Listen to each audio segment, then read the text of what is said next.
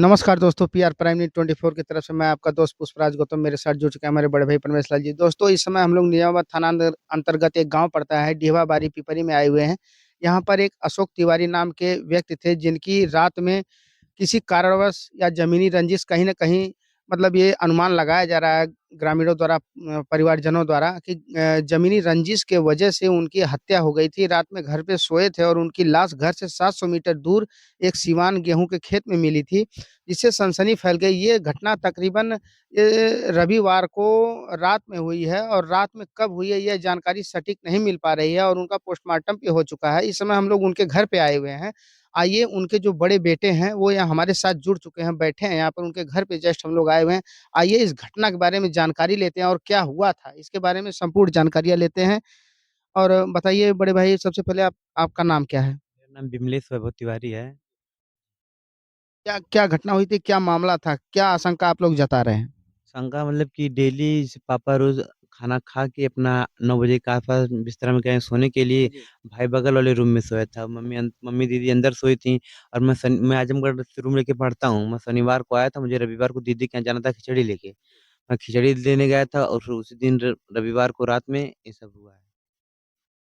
बताइए जैसे कि सरकार कहीं न कहीं दावा करती है कि भयमुक्त उत्तर प्रदेश बनाएँगे। क्या इस प्रकार से घर में सो रहे व्यक्ति की बाहर सिवान में डेड बॉडी मिलती है? इसके बारे में आपका क्या कहना है? क्या आशंका जता रहे हैं? आशंका यही है कि जो जितने भी क्राइम हो रहे हैं सबको अच्छे से उसकी जाँच हो और अच्छी जाँच उसके सबको इंसाफ मिले सही-सही। क्योंकि प्रशासन अच्छे से ना जाँच कर रही है, बस 1 दिन 2 दिन बस भूल जा रही है। अच्छे से किसी चीज़ की जाँच नहीं हो रही है। और मेरा विवाद मतलब कि पड़ोसी से 12-13 साल से चलता था, अभी भी चलता है और 3-4 बार लोग मार भी चुके हैं हम पापा को, मुझे भी मारे हैं, मम्मी को भी मारे हैं।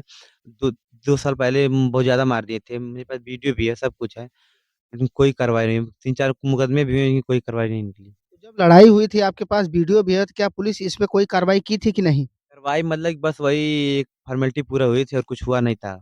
जी। जैसा कि दोस्तों देख रहे हैं कि ज़मीनी विवाद कितने लोगों की हत्याएँ करवा रहा है, ये कहाँ तक जायज़ है?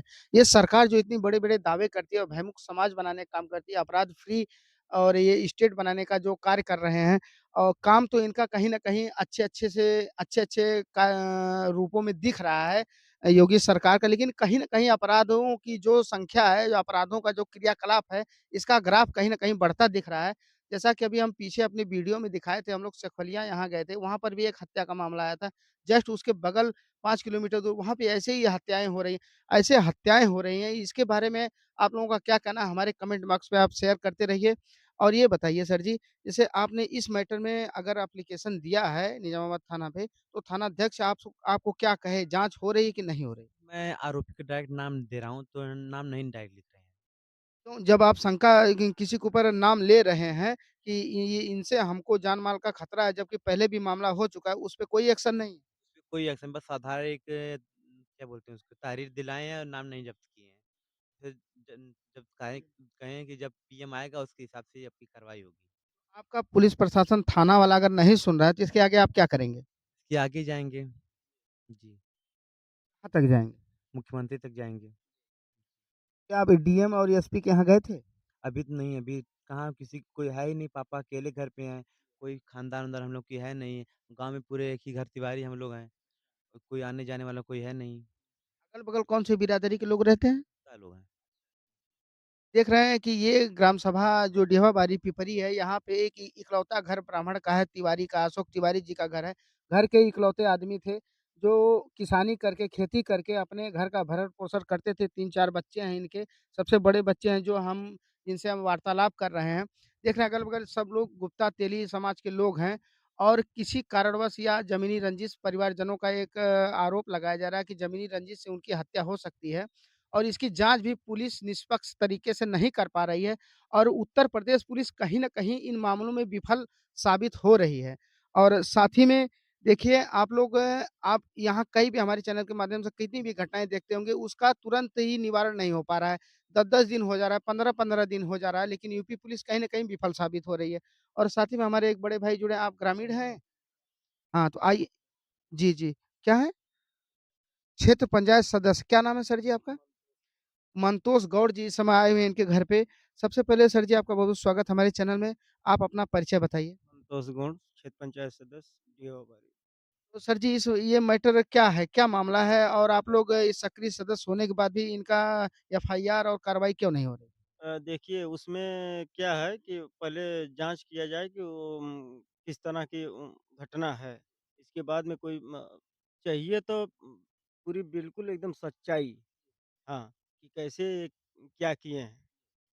बस यही सच्चाई हमको बस चाहिए कि इस क्षेत्र में ऐसा क्यों हो रहा है? अब किसी की ये कैसे अथुआ पड़ रही है कि इतनी सख्त सरकार है, फिर भी ऐसी कैसी घटना हो रही है। अब पहले जो जाँच हो रही है, उसको जाँच करके पूरा अथुआ करें। कौन-सी जाँच हो रही है? जैसे मेडिकल आ जाए, इसके बाद में क्या है, क्या सच्चाई है, सब अब करेंगे तो प्रशासन ही करेगी ना। अब हम लोग तो थे भी नहीं और रहने के बावजूद भी इनकी हत्या जो हुई आकस्मिक हत्या हुई है, इसी तरह तो हो नहीं सकता है। तो मैं यही चाह रहा हूँ कि निष्पक्ष जाँच हो। जैसे घर में खाना खाने के बाद सो रहे अपने घर में व्यक्ति की लाश सुबह 8 बजे घर से 700 मीटर दूर मिलने का क्या मतलब हो सकता है? क्या कारण हो सकता है? देखिए इसमें अ, या तो कोई ले जाकर जी। उनको वहीं पर ख़त्म किया हो और इसकी जाँच जो है पुलिस द्वारा कराई जाए। प्रशासन खुद इसका निवारण करे। आम आदमी कोई नहीं निवारण कर पाएगा, लेकिन प्रशासन अगर चाहेगी तो नहीं कहते हैं कि गड़े मुर्दों को उभार देती है, तो वो कर देगी। प्रशासन करे इसको और निष्पक्ष करे, किसी के पक्ष में ना जैसे कहीं न कहीं आप देखते होंगे कि हमारे चैनल के माध्यम से या सोशल मीडिया के माध्यम से आप हर जगह जो न्यूज़ें देखते होंगे, उसमें जो इस समय हत्याएँ कुछ ज़्यादा ही हो रही हैं। जी, और ऐसे और र इतना प्रशासन एक्टिवेट रहने के बाद भी हो रही है। जैसे रहस्यमयी तरीके से जो मौतें हो जा रही हैं, ये समाज में, इस सरकार में, इस समाज में कौन लाइसेंस दे दे रहा है कि आप किसी की हत्या कर दीजिए छोटे से विवाद को लेकर या किसी छोटे से मैटर को लेकर आप किसी का हत्या कैसे कर सकते हैं? इसका अधिकार आपको कौन दे दे रहा है? ये सवाल आप लोगों का होना चाहिए, क्योंकि आप सक्रिय सदस्य हैं। इसके बारे में आपका क्या कहना है? मैं यही कहना चाहता हूँ कि जो भी हत्याएँ हो रही हैं और इसका ज़िम्मेवार खुद प्रशासन है। जी।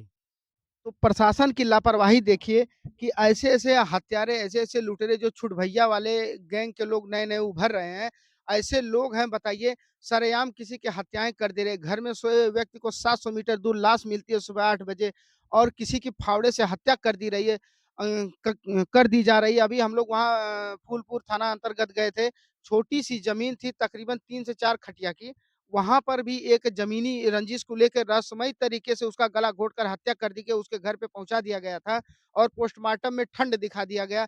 कहीं न कहीं स्वास्थ्य विभाग और जो पोस्टमार्टम हाउस है, इसका कहीं न कहीं ज़िम्मेदार है, बातों को छुपा रहा है और सच्चाई नहीं दिखा रहा है। तो सर जी आगे आप लोग क्या करेंगे? और 3 से 4 दिन हो गया है, इनके साथ न्याय कैसे मिलेगा? देखिए, न्याय हम लोग निष्पक्ष न्याय चाह रहे हैं कि हमारे क्षेत्र में ऐसा कौन कराने वाला है। अगर न्याय नहीं मिल रहा है आपको यहाँ से तो आप सक्रिय सदस्य हैं, तो आप क्या करेंगे? मैं इनके यही कहना चाहता हूँ कि मैं मुख्यमंत्री जी से निष्पक्ष इसको जो है जैसे जाँच करवा के इनकी जो भी प्रक्रिया है, वो मुख्यमंत्री जी के यहाँ तक के जाने के लिए बोल रहे हैं और हम लोग भी साथ देंगे। पोस्टमार्टम रिपोर्ट कब तक आएगी? अब बोले तो हैं 2 से 3 दिन तक ना।